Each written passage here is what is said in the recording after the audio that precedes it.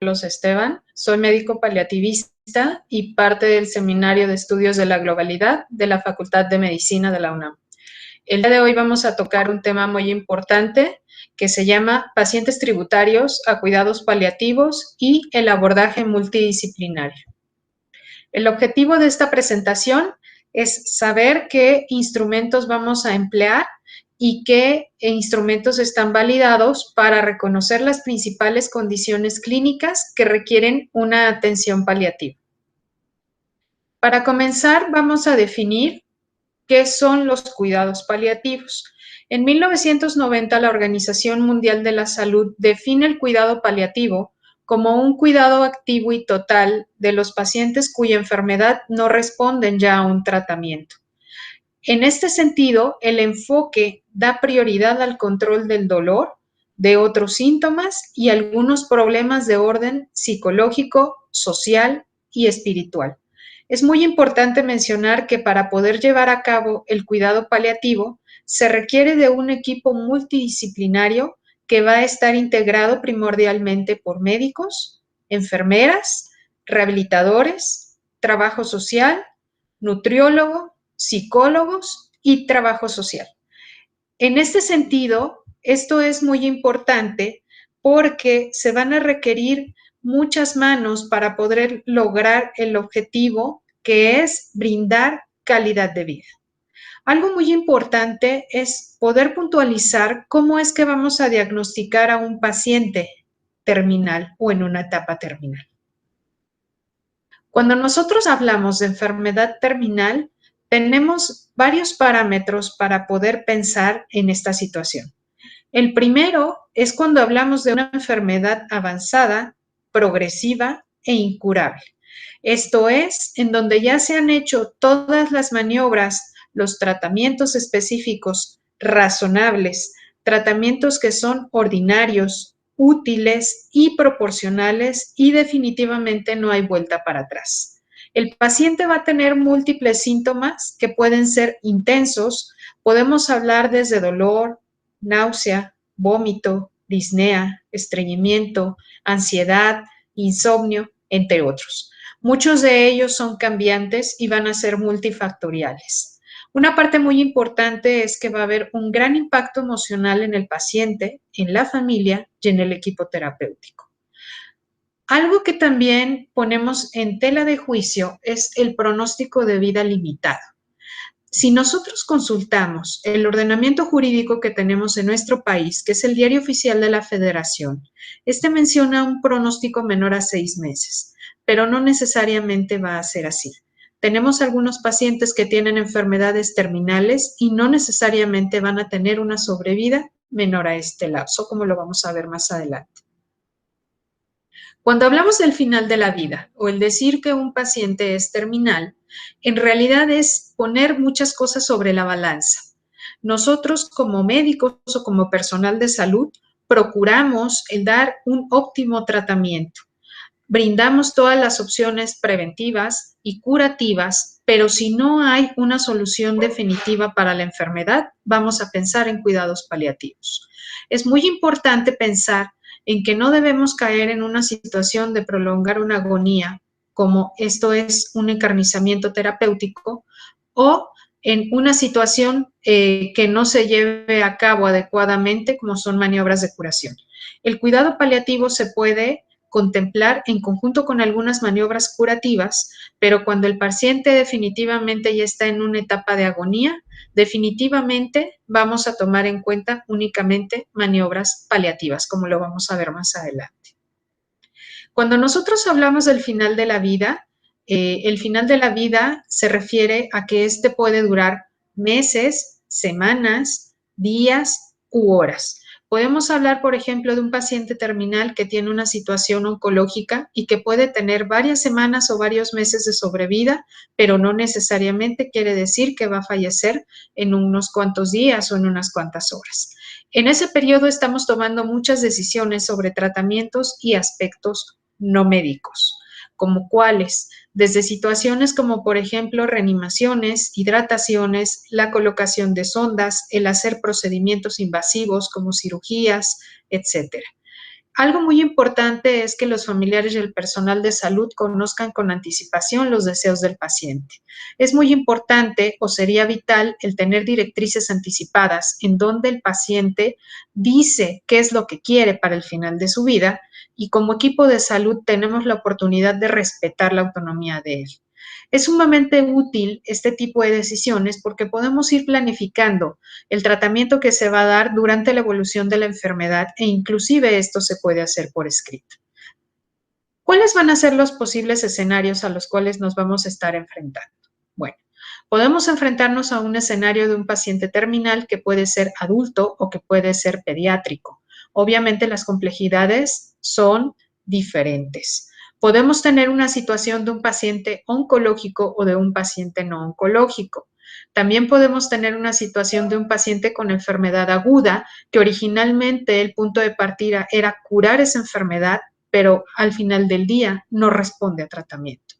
También podemos tener una situación de un paciente con enfermedad crónica avanzada que de pronto se ha agudizado y que cae en un escenario de tener una situación de enfermedad terminal. Cuando nosotros hablamos de valorar a un paciente que está con una situación de terminalidad en un área crítica o en una unidad de cuidados intensivos, urgencias, etcétera, podemos tener una situación en donde hay un paciente con una enfermedad aguda grave que no nos está respondiendo a tratamiento y este puede ser con una situación de cáncer o de no cáncer.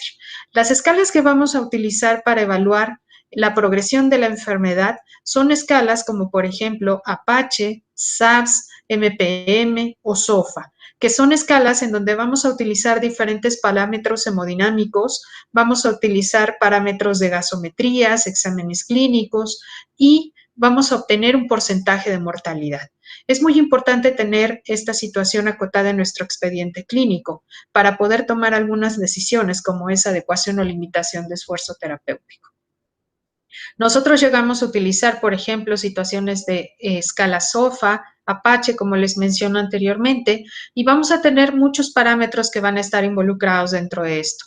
Tiene que ver mucho la edad, las comorbilidades previas, si el paciente está intubado, si tiene manejo de aminas, los parámetros gasométricos, desequilibrios hidroelectrolíticos, entre otros. Pero, ¿qué va a pasar cuando tenemos a un paciente que tiene una enfermedad crónica y cómo es que vamos a determinar que requiere una atención paliativa? Tenemos algunos criterios generales de enfermedad terminal y tenemos criterios especializados por cada una de las patologías, como vamos a ver más adelante. Los criterios generales de enfermedad terminal son los siguientes. Primero, la presencia de una enfermedad o un conjunto de enfermedades que limiten la expectativa de vida. Y el paciente o su familia, según la competencia del paciente, deben de estar informados de esta circunstancia. Hay situaciones en las cuales el paciente no está en condiciones de tomar decisiones sobre su propio estado de salud y esta autonomía queda delegada. El paciente y su familia o sus responsables, después de recibir la información, han escogido el tratamiento paliativo. Es muy importante o debería de ser primordial el hacer una reunión familiar para brindar toda la información sobre el diagnóstico y el pronóstico del paciente que tenemos enfrente. Una vez teniendo esa información, se pueden llegar a tomar decisiones. Otra parte muy importante es que el paciente presente alguno de los criterios que representan progresión de la enfermedad, reingresos hospitalarios o múltiples visitas a los servicios de urgencias en los últimos 6 meses o necesidad de valoración o atención por enfermería para cuidados especializados dentro del domicilio. Otro punto muy importante es la pérdida reciente de su autonomía asociada a la evolución de la enfermedad. El paciente, que puede ser que anteriormente caminaba solo, se vestía solo, iba a hacer compras solo, contestaba el teléfono, tomaba decisiones, deja de ser una persona independiente y empieza a necesitar cuidados especializados. Otra parte también muy importante es el deterioro nutricional reciente, claramente documentado, en donde hablamos de que la enfermedad base puede producir una baja de peso, inclusive del 10% del peso basal o más. Existen criterios por cada una de las enfermedades. Vamos a hablarlos de manera resumida porque son bastantes, pero es muy importante conocer con qué enfermedades tenemos estos llamados criterios de terminalidad. Estos criterios son básicos para las diferentes insuficiencias orgánicas y vamos a comenzar por el paciente que tiene insuficiencia cardíaca. Aquel paciente que tiene una insuficiencia grado 4 de Lanija, a pesar de tener un tratamiento óptimo o una fracción de expulsión menor al 20% y frecuentes descompensaciones, habitualmente, aunque tenga un tratamiento a base de medicamentos y oxígeno, ya no va a tener una cura como tal. La única opción prácticamente sería un trasplante cardíaco. Desgraciadamente en nuestro país en muchas ocasiones no se llegan a hacer este tipo de tratamientos y el paciente pasa a un manejo de tipo paliativo. Los pacientes que tienen insuficiencia respiratoria, que ya tienen una disnea de reposo, sin respuesta a los tratamientos habituales como el uso de broncodilatadores, donde hay ya una FEBI menor al 30%, una hipoxemia mayor a 55, una hipercarbia mayor a 50 y taquicardia de reposo con agudizaciones frecuentes, también se puede considerar como un paciente que ya requiere un tratamiento paliativo. Los pacientes que tienen insuficiencia hepática, ya considerados en un estadio C de Child, tienen frecuentes descompensaciones. Sabemos que pueden tener una sobrevida aproximada de 2 años y que, sin embargo, aunque no necesariamente estén en una situación de agonía, van a requerir múltiples cuidados de enfermería y cuidados hospitalarios y van a tener reingresos frecuentes. Aquí es importante tomar en cuenta que cuando hablamos de cuidados paliativos no hablamos de agonía. Hablamos de un paciente que tiene una enfermedad terminal y que va a amenazar o limitar su vida. Otra situación importante es la insuficiencia renal, en donde el aclaramiento de creatinina puede ser mayor a 10 o donde ya hay una indicación clara de diálisis o de algún procedimiento de sustitución renal como la hemodiálisis y en muchas ocasiones o no está disponible o el paciente definitivamente no lo desea. También se puede abordar por medio de cuidados paliativos. Aquellos pacientes que tienen deterioro cognitivo como una demencia avanzada o un accidente cerebrovascular, en donde ya se tiene completamente una dependencia severa y que necesitan asistencia para la mayoría de sus cuidados, también requieren cuidado paliativo. Otras enfermedades en las cuales podemos tener esa situación de cuidados paliativos es la enfermedad de Parkinson. Aquellos pacientes que ya están en un estadio 5 de la escala de Hoehn y Yark, en donde ya definitivamente hay una inmovilidad o que ya hay confinamiento a una cama o una silla de ruedas, también requieren el cuidado paliativo. Aquellos pacientes que tienen ELA o síndromes de inmovilidad, dificultad en el manejo de secreciones, broncoaspiraciones frecuentes, necesidad de nutrición enteral, de soporte ventilatorio no invasivo, también ya son candidatos a cuidados paliativos. Aquellos pacientes que tienen VIH-Sida, ya que han debutado con una neuroinfección o con una neumoinfección, también estamos hablando de que pueden ser candidatos a requerir cuidados paliativos y también pueden tener una carga viral elevada o una cuenta de CD4 permanentemente baja. Se tiene que plantear ya este objetivo y obviamente pensar en tomar ese tipo de decisiones de un abordaje multidisciplinario. Otro tipo de situaciones que no vienen mencionadas aquí en la diapositiva es aquellos pacientes que tienen accidentes cerebrovasculares y que no son candidatos a un tratamiento quirúrgico o que ya van a tener un inmovilismo prolongado, o también aquellos pacientes con cáncer que ya no son candidatos a recibir más tratamientos como radioterapias, quimioterapias o algún tipo de cirugía. Es muy importante también pensar en que tenemos muchas enfermedades que son crónicas y que son avanzadas y que van a tener una progresión y que a lo largo de ciertos años se va a ir perdiendo aquella dependencia, aquella independencia para hacer obviamente las actividades de la vida diaria. Aquí en esta situación, como podemos ver en la gráfica, vamos a ver que todos normalmente tenemos un ciclo de vida. Nacemos, nos reproducimos, envejecemos y en algún momento de la vida vamos a enfermar y podemos llegar a caer en cama. El cuidado paliativo idealmente debería de estar involucrado en esta primera transición, como viene señalado aquí en la diapositiva, para poder ir tomando decisiones y acercándonos a los familiares y acompañar a ese proceso que al final del día nos va a llevar a una situación de terminalidad. Es muy importante identificar estas situaciones de vida y pensar en que no todas las enfermedades nos van a dar el mismo final de vida. Vamos a tener diferentes trayectorias. En el paciente, por ejemplo, que tiene cáncer y que no logra tener un adecuado manejo curativo o que definitivamente no es candidato a mayores tratamientos, puede ser que en algún momento se presente con un estado de salud en una situación de meseta. Pero una vez que hemos llegado a esa etapa de terminalidad, el descenso básicamente va a ser bastante rápido y nos puede llevar menos de 6 meses, y aquí sí aplicaría la definición que estábamos mencionando al inicio. Cuando nosotros tenemos una enfermedad de órgano blanco, llámese por ejemplo una hepatopatía, una neumopatía, alguna situación por ejemplo de ELA o de Parkinson, vamos a tener una situación en la cual el paciente puede estar estable, pero va a tener múltiples recaídas e ingresos a los hospitales, pero nunca vamos a llegar nuevamente a esa línea base. Poco a poco, el estado de salud va a ir bajando, como vemos en estas líneas punteadas, hasta que definitivamente alguna de las recaídas lleve al paciente a la muerte.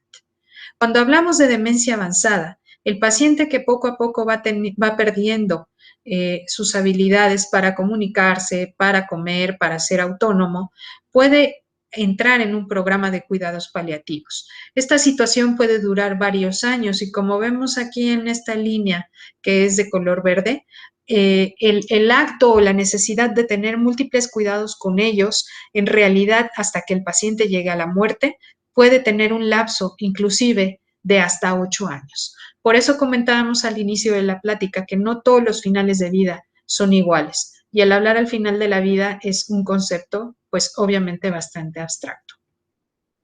Cuando nosotros nos enfrentamos a un paciente paliativo que no es oncológico, aunque de cierta manera podemos predecir que tiene necesidad de ingresar a un programa de cuidados paliativos, tenemos que pensar en que la valoración debe ser en varios dominios. En el dominio funcional, en el dominio fisiológico, en el dominio psicológico, social, espiritual, y ver si tiene algunas condiciones o necesidades especiales de soporte.